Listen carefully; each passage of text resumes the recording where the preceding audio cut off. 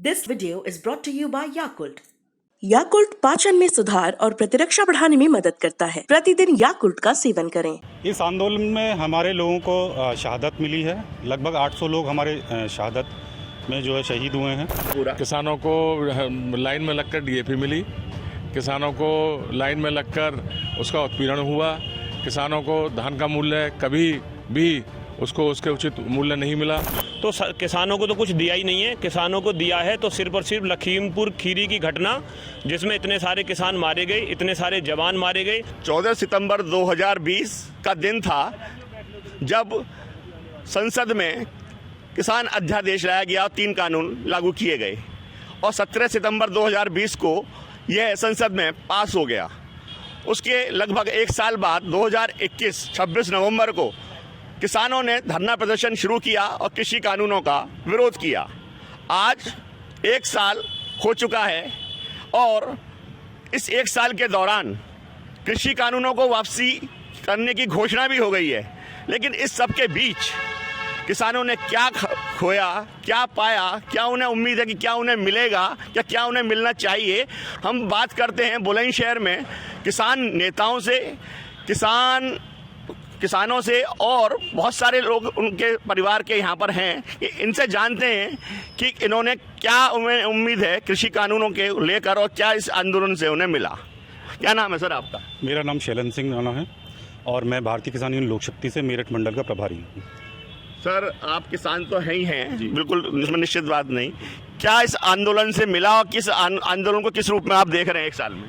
इस आंदोलन में हमारे लोगों को शहादत मिली है। लगभग 800 लोग हमारे शहादत में जो है शहीद हुए हैं और मोदी जी ने जो ये डिसीजन लिया है वो एक राजनीतिकरण के रूप में लिया है और हमारे जो लोग हैं जो अपने मन की बात कहते थे, उनकी मन की बात उन्होंने कभी नहीं सुनी।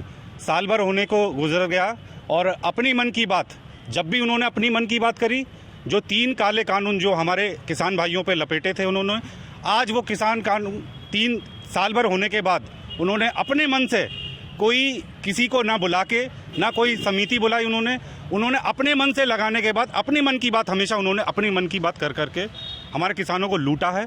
उन्होंने हमारी आय को दुगना करने की बात कही। आज तक हमारी कोई आय दुगनी नहीं हुई है।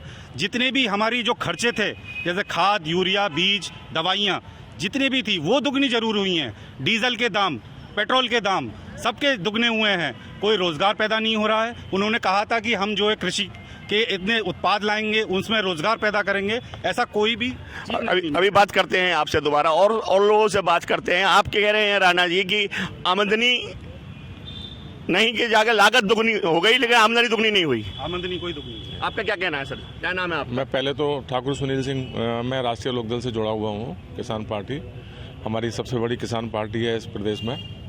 मैं ये कहना चाहूँगा कि 800 किसानों का बलिदान देने के बाद सरकार इतना लेट चेती, जो हमारा देश का अन्नदाता है किसान, उसके लिए गंभीरता से नहीं सोचना, ये बहुत ही निंदनीय है इस सरकार का कर्तव्य। सर किसानों को क्या मिला 1 साल के दौरान? ये आंदोलन चला पूरा। किसानों को लाइन में लगकर डीएपी मिली, किसानों को लाइन में लगकर उसका उत्पीड़न हुआ, किसानों को धान का मूल्य कभी भी उसको उसके उचित मूल्य नहीं मिला। सड़कों पर धान पड़ा हुआ है आज भी और किसान हर तरह से बेहाल है। किसान इस स्थिति में है कि वो भुखमरी की कगार पर है। किसान भुखमरी की कगार पर बता रहे हैं सुनील सिंह जी। और भी लोग मेरे साथ जुड़े हुए हैं। इन लोगों से पूछते हैं कि 1 साल की आंदोलन चल रहा है अभी भी, आज भी लोग जंतर मंतर और दुनिया भर पर दिल्ली के चारों तरफ बॉर्डर पर जमे हुए हैं। किस तरीके से आपकी जीत होगी और किस तरीके से इन कानूनों का विरोध करते रहेंगे? मैं कुलदीप गुड्डू, भारतीय किसान यूनियन भानु से किसान नेता हूँ। वैसे पेशे से किसान हूँ। मैं आपको ये बताना चाहता हूँ कि हमारे प्रधानमंत्री महोदय श्री नरेंद्र मोदी जी ने 1 साल पहले कृषि कानून लेके आए और 1 साल तक लगातार किसान रोड पर रहा। रोड पर किसान रहने के बाद 1 साल बाद उन्होंने अपने कृषि कानून वापस ले लिए।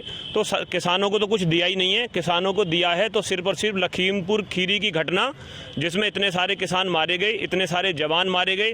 दिल्ली की घटना, जो इतने सारे जवान और इतने सारे किसान के परिवार तबाह हो गए, उनके घर में आज मोदी जी ने नहीं देखा एक बार भी, ना माननीय मुख्यमंत्री ने देखा कि उनके घर में खाने की क्या स्थिति है। जो परिवार चलाने वाला था वो इस दुनिया में नहीं रहा, तो किसानों को कुछ नहीं मिला। लाइन में लग के हमें खाद की DAP लेनी पड़ती है। और बिल्कुल सही कहा मेरे सहयोगी जी ने कि किसान जो बीज पहले 100 रुपये का मिलता था वो 200 रुपये का हो गया। जहाँ तक आय की बात है तो आय तो आधी से भी कम हो गई है। और जो बरसात के कारण जो फसल बर्बाद हुई थी और जो काली, यहाँ खास तौर से जहाँ बुलंदशहर की बात चल रही है, मेरे गांव में याकूबपुर, बैलौट और आसपास के जो गांव थे वहाँ 15-20 गांव में काली नदी का पानी घुस गया। उससे बरसात के कारण एक फसल बर्बाद हो गई, दूसरी जो वहाँ काली नदी के पानी ने फसल बर्बाद कर दी, तो किसानों को कुछ नहीं मिला। किसान आज बर्बादी की स्थिति पर खड़ा हुआ है और हमें नहीं लग रहा इस सरकार से कि ये सरकार किसानों को कुछ दे पाएगी। अभी आपने बात सुनी इन लोगों की, इनका कहना है कि किसानों को कुछ नहीं मिला है, पिछले इन 3 कानूनों से ना कुछ मिल रहा है और महंगाई की ज़्यादातर लोग बात कर रहे हैं, साथ ही लाइन की बात कर रहे हैं। अन्य किसानों से जानते हैं क्या कह रहे हैं। सर क्या नाम है आपका, कहाँ के रहने वाले? मैं बुलंदशहर का रहने वाला हूँ, अशोक कुमार शर्मा, मेरे मंडल प्रभारी भारतीय किसान भानु से। क्या मानते हैं आपकी इस आंदोलन से आपको कुछ मिला? तो आंदोलन करा क्यों जा रहा है? नहीं, कौन कहता नहीं मिला, इतने लोग यहाँ पे मर गए और ये अब इस समय इलेक्शन का समय आ रहा है, मोदी जी अब माफ़ी मांग रहे हैं। उससे पहले कहाँ सो रहे थे मोदी जी? उसके बाद ये कोई 3 कानून जो वापसी की बात हुई है, ये 3 कानून वापसी से ही काम नहीं चलेगा। अभी बहुत सारी मांगे, किसान आयोग का गठन करे सरकार। दूसरी बात, जो लोगों पर मुकदमा लिखे हुए हैं किसानों पर, वो वापसी होनी चाहिए। तो काफ़ी सारी मांगे हैं। किसान इस समय तबाह हो गया, बर्बाद हो गया, पर ये सरकार बिल्कुल चेतने के लिए तैयार नहीं है, सुनने के लिए तैयार नहीं है। तो इसलिए अगर ये हमारी मांगों को, भारतीय किसान भानु की मांग भी इन्होंने पूरी नहीं करी, तो हम इनका विरोध करेंगे।